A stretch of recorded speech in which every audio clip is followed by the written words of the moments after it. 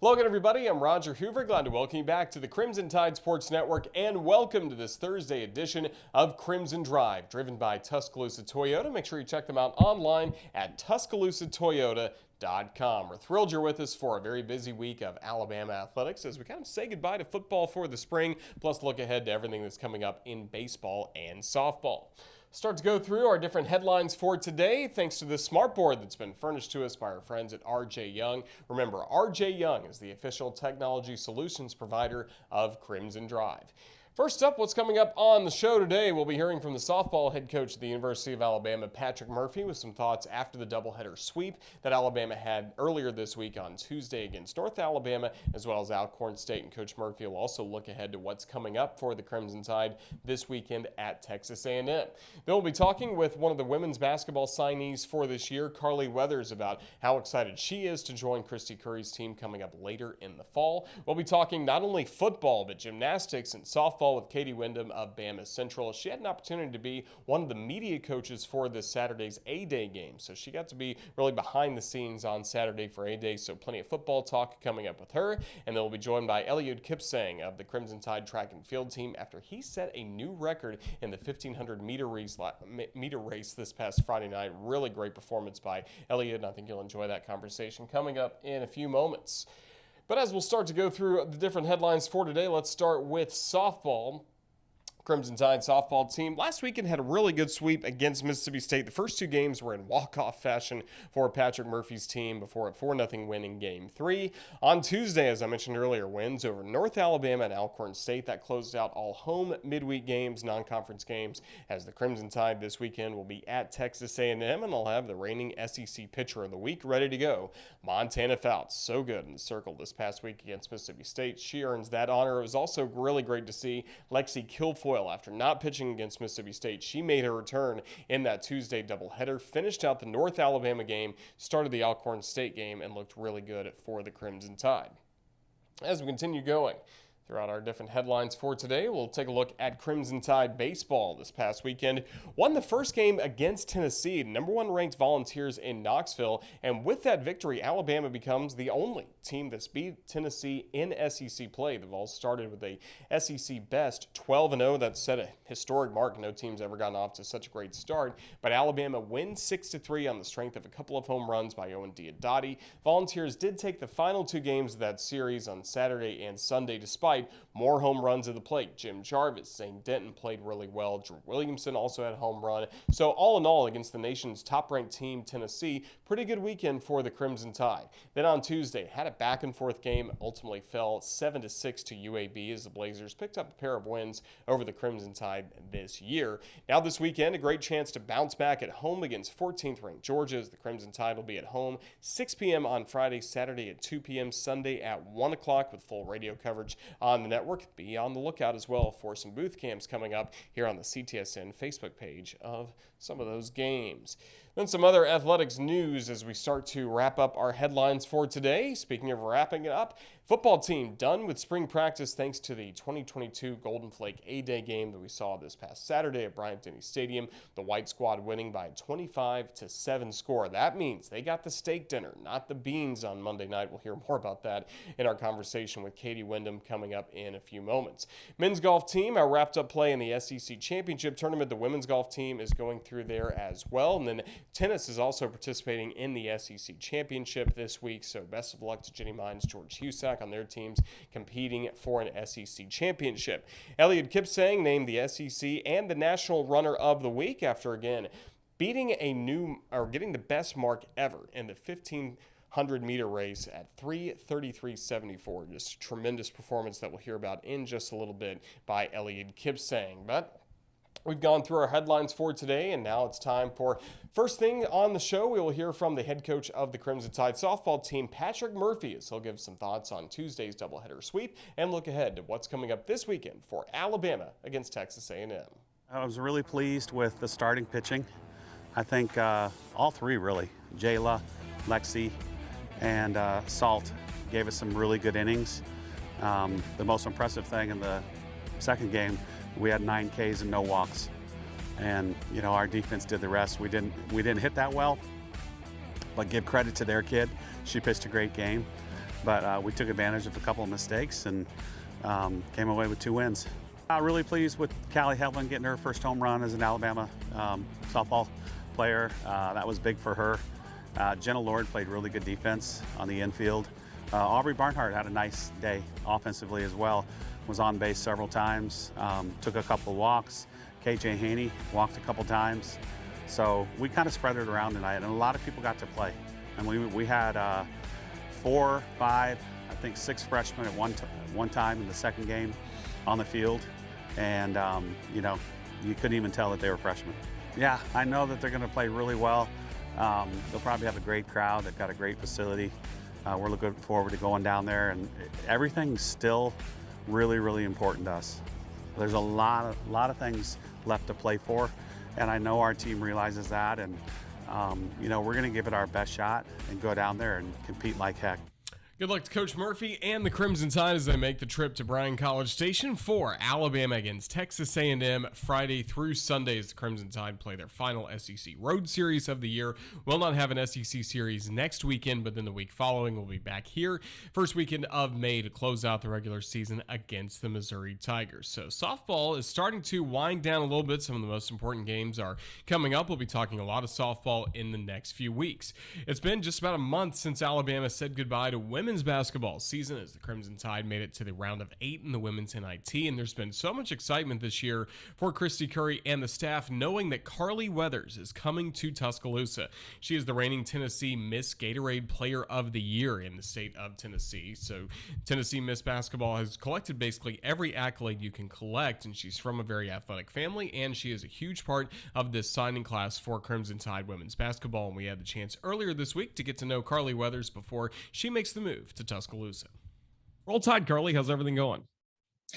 Everything's going pretty good. Roll Tide. Well, we're certainly glad to see you in Crimson, and I'm sure for you, after you made the announcement that you were committed to Alabama, signed with Alabama, you've been pretty excited to get to Tuscaloosa. Just what's it like finishing up your senior year and knowing what's ahead for you this fall? Yeah, I've been really excited, just knowing the university, being around it for as long as I have.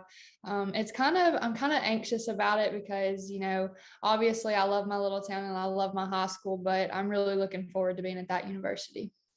Yeah, what can you tell us about your hometown, Loretto, Tennessee? It's a very small town. A lot of people say you blink and you're through it, but it's got about 2 stoplights and it's very centered around our high school. So everything kind of runs through there. Anything that's going on there, the whole community's there. So it's just, it's very small, but it's pretty awesome. Well, you come from a very athletic family, which we'll talk about in a moment. But for you, when did basketball kind of become your sport? I understand you played volleyball as well. Mm-hmm. Basketball has kind of always been my sport. The only reason I picked up volleyball is because I tried to, have a sport where I could just enjoy it and there'd be no pressure behind my performance. Obviously, I like to win. And so the competition was still the same in volleyball. But I tell everybody that ever since I came out of the womb, I was dribbling a basketball. And so it's always been my love. And it's always been the sport that I desired to go to the college for. And for you, you're a 5'11", what, guard or forward? What can you tell us about your game? Describe your game for us. Yeah, I'm a 5'11" shooting guard. I run the point for my high school team, so I'm comfortable running the 1 or the 2. I feel like I'm very versatile. My main thing that I try to bring to the table, though, every day is toughness and grit and just energy. That's one thing you can control every single day. Sometimes as a shooting guard, your shot's not going to fall, but on the defensive end of the floor and even on offense, you can bring the intensity and the grit. How comfortable are you from three-point land? I like shooting the 3 ball. I really like shooting the 3 ball. That's something that I pride myself in and being a better shooter each day. Well, then you'll certainly fit into Alabama's offense. And speaking of the Crimson Tide, when you first got to know Coach Curry and all the assistant coaches as well, what were they first telling you about Alabama and how you could fit into this team? I've known Coach Curry. I actually played with her daughter, Kendall, in AAU. So I've known her. We go back pretty far through Kendall. But when she started recruiting me, the very first thing that she said, she was my first Power 5 offer. And she said, I just want you to know that I'm your first Power 5. And I hope that somewhere down the road, that means something. And so, from that point forward, I just trust her and I know that she trusts me. And that's kind of the way that the whole recruiting process went with the whole coaching staff. They constantly told me how much they believed in me and what I could do for the program. And, if I have that belief from them, then, I'm for sure going to believe in whatever they put in front of me and the game plan and the plan they have for me in itself for my next 4 years. And then when you're going through the recruiting process, so what stood out to you about the campus in Tuscaloosa and really making this your home for the next 4 years? The slogan at Alabama is where legends are made. And so the thing that stood out to me was when I came to campus, just talking to all the athletes and just the student body, every single person told me how it was the best decision that they had made. And so I just feel like, I'm obviously coming here for girls basketball, but the main thing that I got from the program and from the university itself is not only is it going to make me a better player, but it's going to make me a better person and push me to be the best I can be. Well, you make the decision to join the Crimson Tide, coming off a great performance in the NCAA tournament. Alabama made it to the round of 32 the year before. And then once you signed with Alabama, what was it like watching this team this past year go through the ups and downs for part of the season and then really have a great month of February, great run in the SEC tournament, and what turned out to be a really long run in the women's NIT? Were you locked in watching each game? Yeah, absolutely. I really tried to keep up with them because the majority of these girls are coming back next year. So this is kind of the same team I'm going to be playing with. So I tried to keep up with that aspect. But, it was hard for them to lose 3 big scores. And so, coming into the season, I was expecting them to hit a lull. But, they played majority of their January they didn't have at least one of their 5 starters the whole month of January. And so just to see them battle through that adversity made me very proud to watch because, I know that's coming from the top and it's following down. So I know that's coming from the leadership of Coach Curry and her staff. And I was proud of them in the way that they finished the season because they fought through a lot of adversity this season. Just the beginning of the year, like I said, losing 3 main scores, that's hard to come back from. And so just to see the way they ended the season and how strong they finished was something to be proud of. And you mentioned some of the players are coming back next season, like Hannah Barber, Brittany Davis, Megan Abrams, among others. Just have you been talking with them all throughout the process, both in recruiting and then since you've been signed with Alabama? What's it like been getting to know them? Yeah, the one that stands out to me the most is Hannah Barber. She was the one that when I came on my official visit, she was my host. And so, I got to go back to her apartment, got to ride around with her, do things with her. So I kind of really enjoy being around her because she's just a leader. There's a lot of words you can describe her, but that's the main one for me because, she's vocal. She does what she says. So she's a hard worker. But I think that that's kind of every one of their players. And that's what I've enjoyed getting to know about them is just how hard of workers they are. And, I want to come in even as a freshman and work hard too. Well, I'm sure it's exciting for you as well, not only to see that those players are coming back, but Alabama is also adding a lot of talented pieces from the transfer portal. Or we talked to Ryan Cobbins last week, a couple of weeks ago, Sarah Ashley Barker. Just what's it like getting to know that everybody wants to, it feels like right now, everybody wants to be part of this program. Yeah, I said all along when I committed here was that I just saw it trending upwards, that the program was going in a positive direction. And it has been ever since Coach Curry took over the program.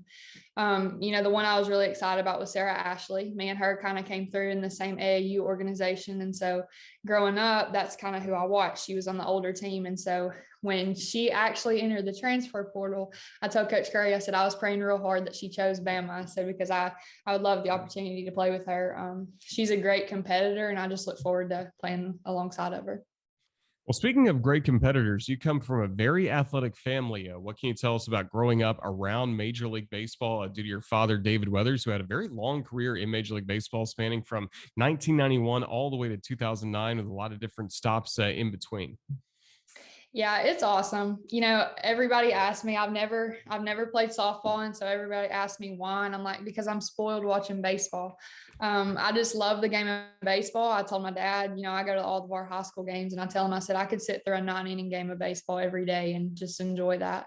But, coming from that type of family and that type of environment, there's not anything that we do that's not competitive. We could play a board game and it's going to be competitive.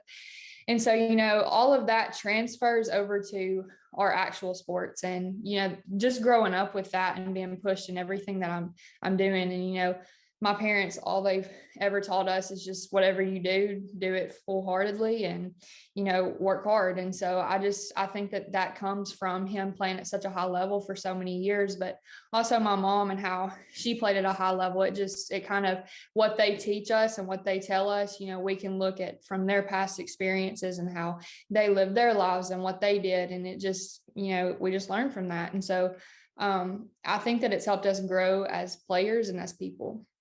Yeah, two incredible parents as athletes, and then your brother Ryan is a first-round pick at the San Diego Padres a few years ago. Has been in the big leagues, and I believe right now is at AAA El Paso. Is that right? Yes, sir. What's it been like getting to see him have that success? And then I'm sure when the first time he took the mound in the major leagues had to be such a moving moment for your entire family, especially your dad. Yeah, it's been awesome to watch him.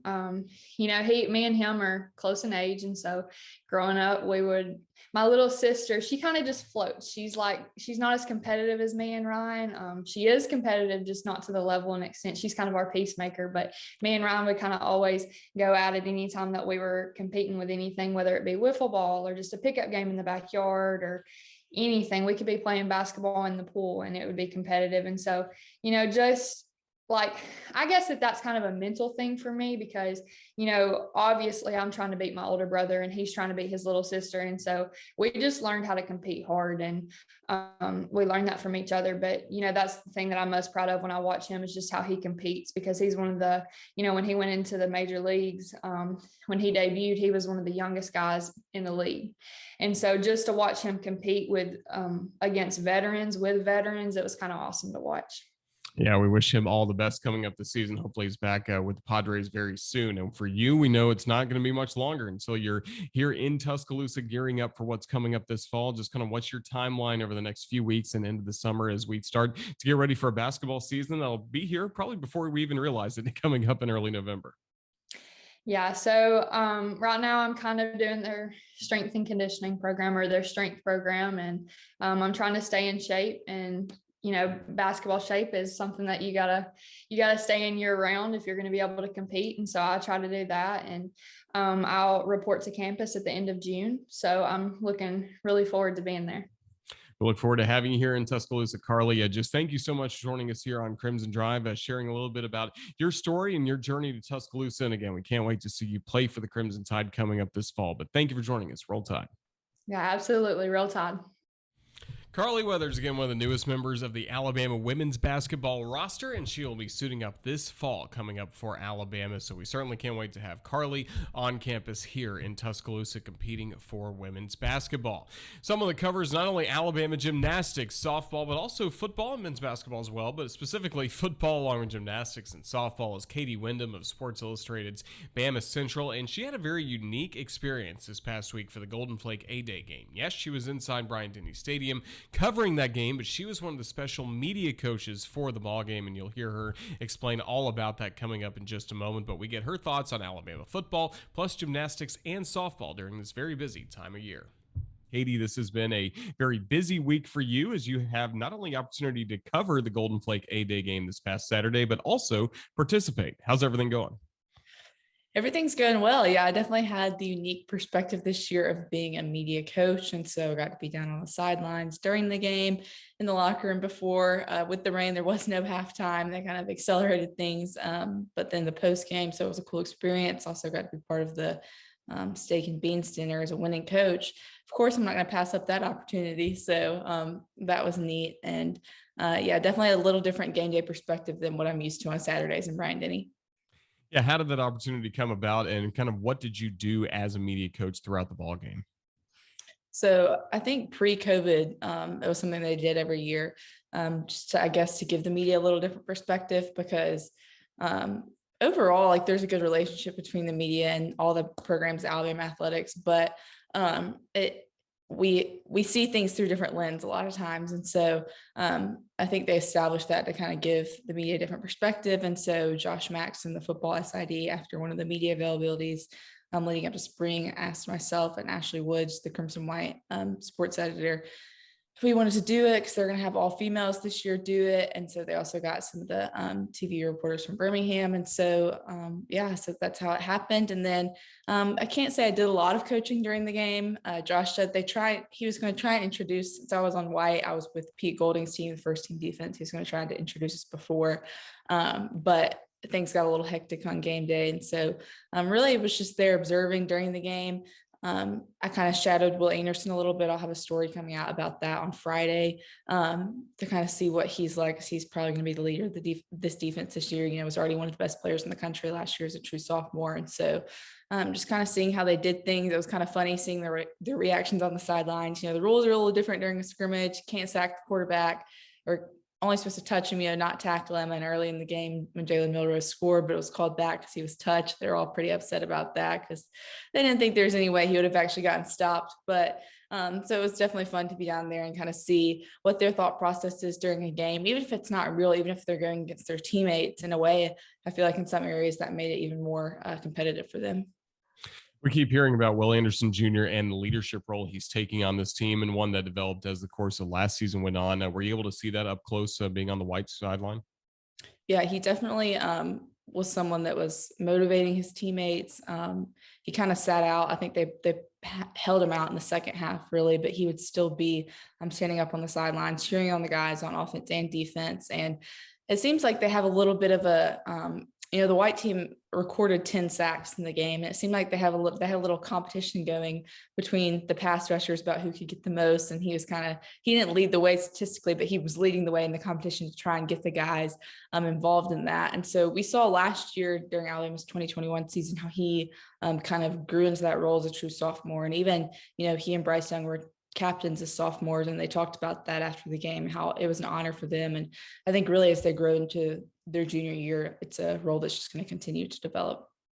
Well, in the media, we always love to hear from Pete Golding when he does meet with the media a couple times a year. What was it like to be around him, kind of unfiltered? I imagine he's just as passionate about football when he's in that type of setting as he is when he talks to us.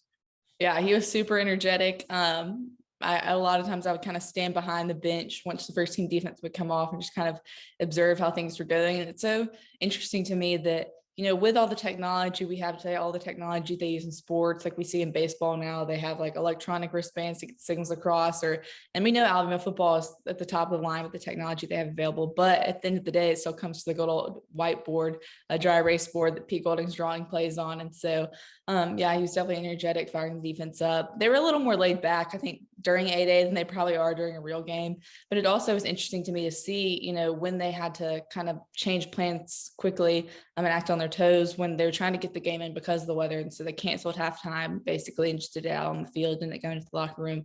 How organized they were in that situation, all the coaches, all the staff, and still getting the players all they needed, whether that be, fueling them back up with Uncrustables and Rice Krispie treats, or just the coaches even still meeting with them and giving them the game plan for the second half in that limited amount of time. So again, White is able to win 25-7. That means Monday night is the steak dinner or the beans and Frank's dinner, depending on which team you're on. And you got to even see kind of the dividing line between that. What can you tell us about the very viral video clip that you were able to tweet out, just showing how strong it is between you're either having steak or the Franks and beans? Yes, they have.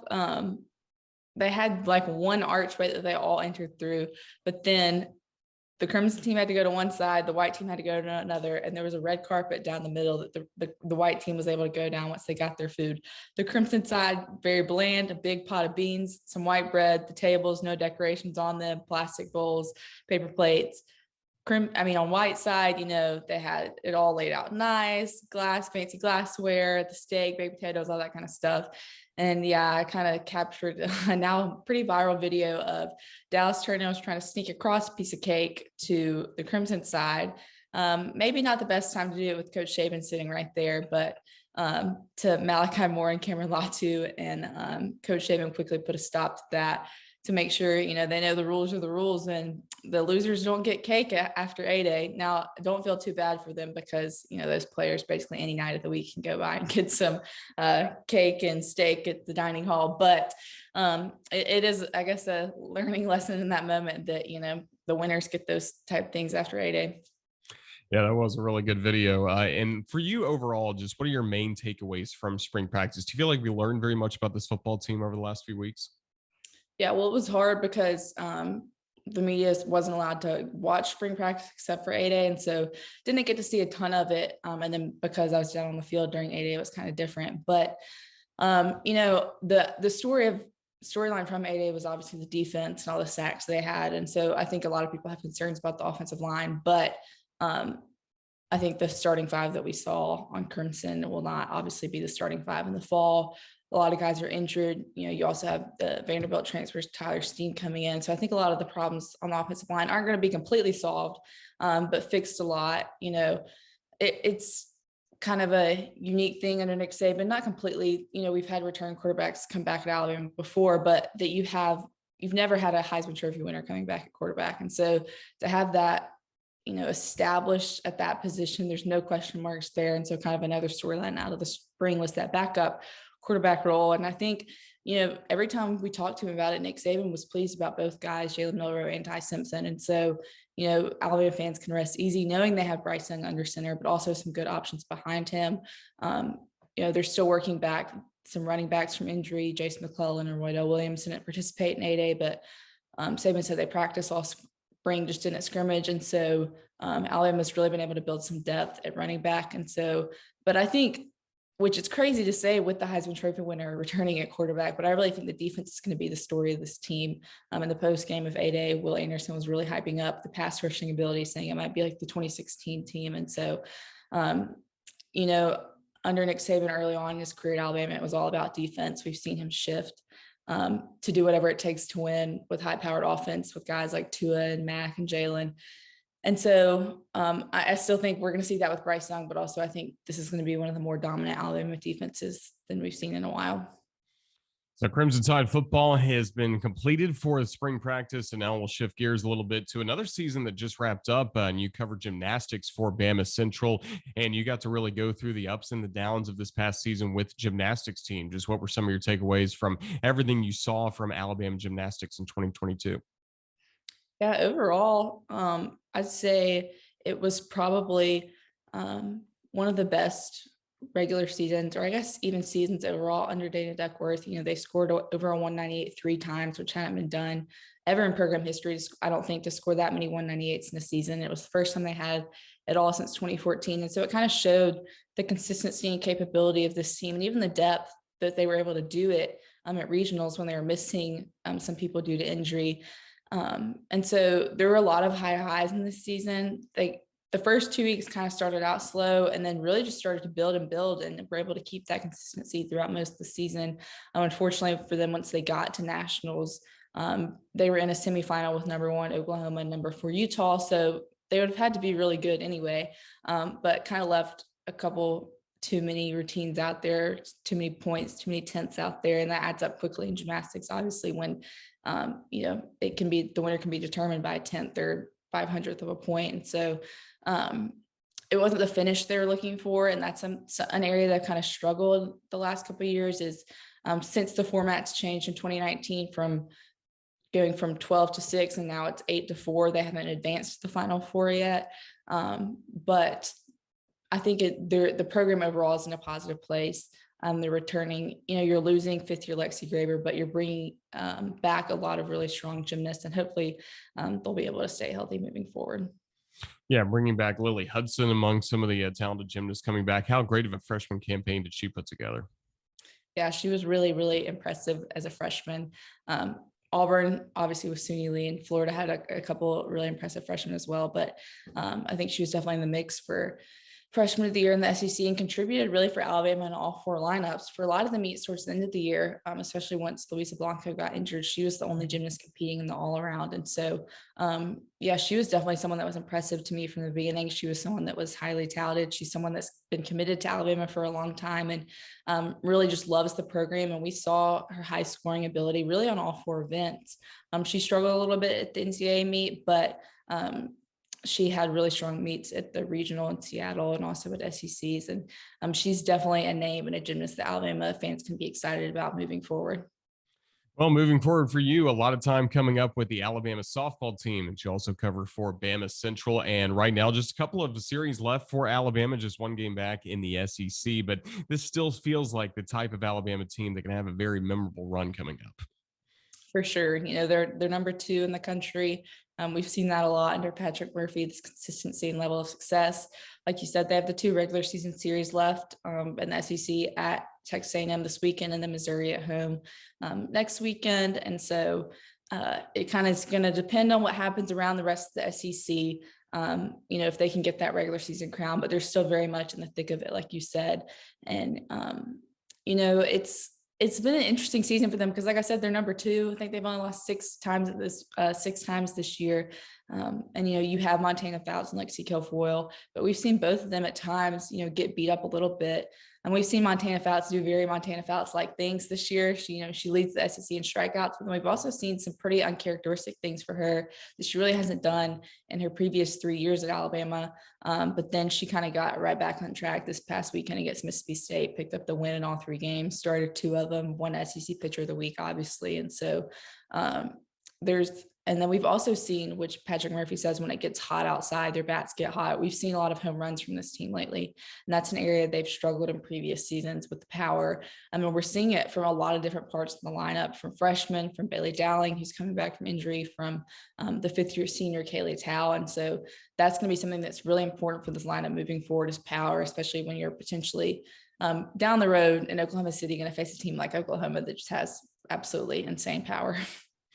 Well, we hope Alabama gets that chance to take on Oklahoma, possibly in the Women's College World Series coming up. We know you'll be covering it for BamaCentral. Katie, just thank you so much for all your insights, and congratulations again on being part of the winning team at the Golden Flake A-Day game this past Saturday. Hope you enjoyed the steak dinner with Crimson Tide, but thank you so much for joining us. I did. Thanks, Roger. I appreciate it.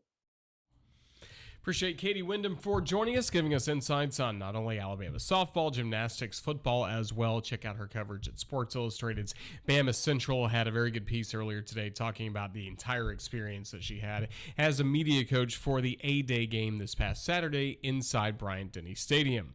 Well, that was a lot of fun for us in Tuscaloosa on Saturday of last week, the Golden Flake A-Day game at Bryant-Denny. The night before, though, we saw some history for Alabama track and field, courtesy of Eliud Kipsang, as he collected a new record in the 1,500 meter race, a newest best score ever in terms of collegiate track and field at 3:33.74. And earlier this week, he joined us not only here on Crimson Drive, but also on our Hey Coach show presented by Alpha Insurance to talk about the record and everything that's gone into his success here at Alabama. Eliud, congratulations on the great performance. Just how did you feel in that race on Friday night? Oh, thank you. I was feeling good. I was ready for anything that will happen in that race. It was a tough field again. We got almost 4 pro guys inside the race, and I was like, oh, this is my advantage, to show my greatness. I was feeling great. My body was flowing good, and I trust myself. You gotta trust the process. You gotta get everything, remove your strength, and commit to yourself to it. You've had some great times in this race before. What made Friday night different than some of the great performances you've had in the past in the 1,500 meter? I see. I can say I was lacking some experience. Running each and every year, you developing that experience. You have to learn from other people, your mentors. You can see top name athletes how they run, and you copy them. You have that inspiration. Then you brought it back to your race and make it happen.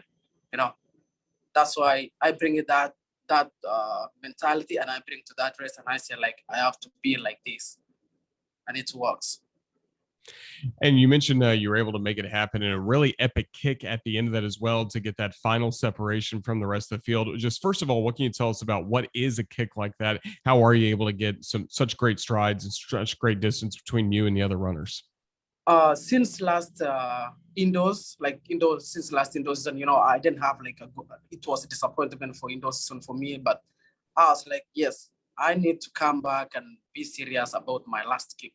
I didn't have that kick, but for now, I wanted to work on it. So I'm tough on it right now, and I'm ready for anything that comes around. Even if it's a tactical race, it's a hard race, I can still manage to have that kick, to commit yourself for to have hard strikes, follow your coaches what say. If it's a treatment, you have to do all of those things. Like you have to take care of your calves, everything to remove all of those lactic, and then you better have a nice kick after all of those. And of course, now with this record, you're the first collegiate track and field runner to ever go below at 3 minutes, 34 seconds in the 1500 meters. Just what did it mean to you? What was the reaction from the coaching staff, your fellow Alabama teammates, once they realized the time you had and the record you just collected? I mean, I was like in a dreaming world at that time, I didn't believe it. Even up to now, like I'm still like, even like, wow, this is still a great thing. The time I saw my coach, like, two of my coaches, Coach Dan Waters and Coach Kashmir, they were running all over, like they were screaming, jumping all over the track. Like I was like, wow, this is the moment now. This is the moment of greatness. This is a moment of like being now a legend, And of course, you mentioned Dan Waters, your head coach. Just what has he meant to you, and not only what you're doing right now with the great performances we're seeing for the Crimson Tide, but just getting you to Alabama in the first place? I mean, Coach Dan Waters mean a lot to me. I can say like he's the real person who got me up to this place, and without him, no one could have known me up to at this time right now. So I can say yes, already pray like a real like almost a lot of percent in my life right now. So nothing I can say, but I can say like thank you for that guy. Like he's a great coach ever. Well, of course, he was able to help bring you to Alabama. As you had some other options when you were thinking about running collegially. Just what made Alabama stand out in the recruiting process? I think it was true. Like I saw like there was some Alabama guys like alumni like Vincent Kiprop, Gilbert Keegan, Alfred Chalanga. I saw their performance and I was like, oh, I went to like Google history, like, and I see the history of Alabama. I see the late David Kimani too. He was a great legend for Alabama. And Antibaskowski, all of those big name guys for Alabama right here. And I say like, Alabama is a great school, if they will take care of like, if they produce like big name guys like that, what else? I'll be great too. I'll be a legend too one day or that. And now, yeah, it's here. I'm a legend. Yeah, Alabama is where legends are made. And what has the adjustment been like moving from your native Kenya to Alabama? What's it been like living in the United States for you? It was kind of different, coming, meeting different people, like speaking like English each and every time, Back there, I speak like Swahili or my mother tongue language. Like that was a real different, again, difference of challengement of like food, all of those kind of stuff. Education again, it was different. Learning a lot of things, like it was challenging for a little bit, but I think by the time I was learning a little bit until I'd be okay. Were there any teammates that kind of took you under their wing to kind of guide you along your first days in Tuscaloosa that really made the transition as easy as it could be for you? Yes. Who were some of those teammates? Yeah. I can say they were back in Kenya. There was like Alabama. What's that name? So that's the time now we start now trying to figure out like what's Alabama. Again, Michael, my former coach, Coach Eli Samuel, he was the one again like made it again to be like, let's go with Alabama. Let's do this. I got like my former friends, like they were a long time. They are still too in like America right here, but they play a big role for me, like to say like, you better go with Alabama. And I was like, I trust you guys. Let me just go with it. And it was a funny thing, but at those times, but now it's not funny. It's like a real thing, it's happening. It really is. And again, for you, a great success getting that record-breaking performance in the 1500-meter race this past Friday. What else have you liked about this season for you, an indoor season and now an outdoor season? Where are you feeling like you're racing at your best? I think my best I can race is like outdoors. Outdoors is better for me. Like, I'm a tall guy, when racing those indoors, like track, it's a 200-meter track, tall guys, it's not perfect for tall guys, it's so short, so quick, short guys will just go each and every round. But now for outdoors, you see, like I started my first 1500 for outdoors and I did so good. So I can see like I got a lot of advantage doing outdoor runs. What's going through your mind during a race like that? What are the thoughts you have? Are you just focused on controlling your pace, controlling your stride? I mean, what goes through a runner's mind when they're in a race like this? Usually when we have a meeting with my coaches, they usually tell me like, stay focused, stay tall, stay strong, put your eyes up. Like everything you have to set your mind to look at in front, to running mechanism again. Like that's the important thing. Like you have to put it right there. Like when you stand tall, put your eyes in front, think positive about the race. That's how you can get it. Like you can feel even tired. Like you'll just finish when you're like, oh, it was just like that. And when you get to a mindset like that, do you even notice the other people that are racing with you? Or are you just focused on yourself and the track? So I've like catch like voices from my coaches. So I know which is this voice and which is this voice. So when I hear like, if that's Coach Horace speaking, I can hear that same. But for others, I can just hear sharing. But the main important thing I can just hear from my coaches, because that's the only guys give me the splits. I have to follow the splits again. If like the first 400 to like 55, I have to know like that was 55. I have to take care of my strength to reduce a little bit to come up to like 56 or 57 to reduce by like 2 seconds. Like I can just hear those voices again. I have to concentrate with that again for a little bit, not that much. And in this past race, you were able to beat a pro runner, Will Paulson, by more than 0.2 of a second. And you mentioned before there were 4 pro runners that were in this race. Does that motivate you even more knowing they're professionals in a race like that? So the time I was going to that race, Coach Odas told me like, and Coach Kashmir told me like, you have now a tough field right here. You have this pro guy, all of like, they were like, 2 of them, they were like much difficult to like to beat them, but they told me like, you better stay with them up to here and here. So if you see my last, I think it was my last 500 meters, you see the time I was passing by the NAU guy, that's the time now I see like, oh, the pro guy is charging now, you want to go with this. That's the time now I start following him. And it happens, like, I didn't know, like I was just coming, Yeah. Well, a great performance by you on Friday night. Now, how do you want to move this moving forward? We know the Crimson Tide are at home this week, hosting the Crimson Classic in Tuscaloosa, and then some big performances after that. The SEC championships, NCAA championships are looming. Just how do you want to use this to propel you to more great performances in the next few weeks? I want to use that record like to be like inspiration thing, to be like, yes, I'm in better shape right now. I want to be like, we want to bring back like these points together. You see now we are in top 5 in the nation. We want to use this for me to bring back up to, we want to be like in a top 3 position or like 2nd position. This for me is a real advantage for us. We want to race to our best. This is the only advantage we have in the home meet. We don't travel, we stay back at home, and we have to really use it with me and my team, all of my teammates, like girls, ladies team and men's team. This is a real advantage for us to use to get our points up. Well, you mentioned the ladies team just a moment ago. What do you think when you watch Mercy Schellingott race? Because we continue to see her, just like you, get some record-breaking performances, win national championships. She's a very special runner, isn't she? I think she's really special to it because like you can see how she runs. Like she runs like you can say like she's not moving, but she's still going. Like she runs so smoothly. And she's a great runner. That's how I can say. Like, she has more talent in her body. Well, Eliud Kipsang, you have had a tremendous performance for the Crimson Tide this past Friday, breaking the collegiate record in the 1,500-meter race with a time, again, of 3:33.74. Just congratulations on the record. Can't wait to see what's next for you and Alabama the rest of the year. But just thank you for joining us. Roll Tide. Thank you. Roll Tide.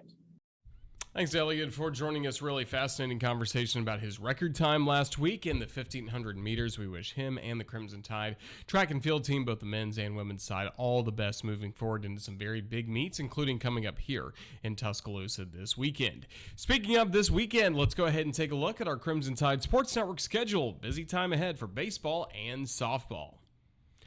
Starting tomorrow, the baseball team is at home against the Georgia Bulldogs. 6 p.m. first pitch. Our coverage on the radio will begin at 5:55 for that game. We'll have softball against Texas A&M on the road starting at 6 as well. The next 2 nights, baseball will be a Saturday 2 p.m. start time. Then on Sunday, softball wrapping up its series at noon. Baseball against Georgia at 1. And then Monday night, it's our final edition of Hey Coach presented by Alpha Insurance. For the season, Hey Coach coming to a close. Conversations with Brad Bohannon about Alabama baseball, plus Patrick Murphy about Alabama softball. And that is going to wrap up this edition of Crimson Drive, driven by Tuscaloosa Toyota. Make sure you check them out online at TuscaloosaToyota.com. We have a lot of people to thank Eliud Kipsang along with Katie Windham, Carly Weathers for joining us. A really fun edition of Crimson Drive, driven by Tuscaloosa Toyota. And we certainly hope you'll join us coming up this weekend for Alabama softball and baseball right here on the Crimson Tide Sports Network. Big thanks to Ethan Carabin, our producer, for putting the show together. And thanks to all of you for watching. This has been Roger Hoover saying good afternoon and roll Tide.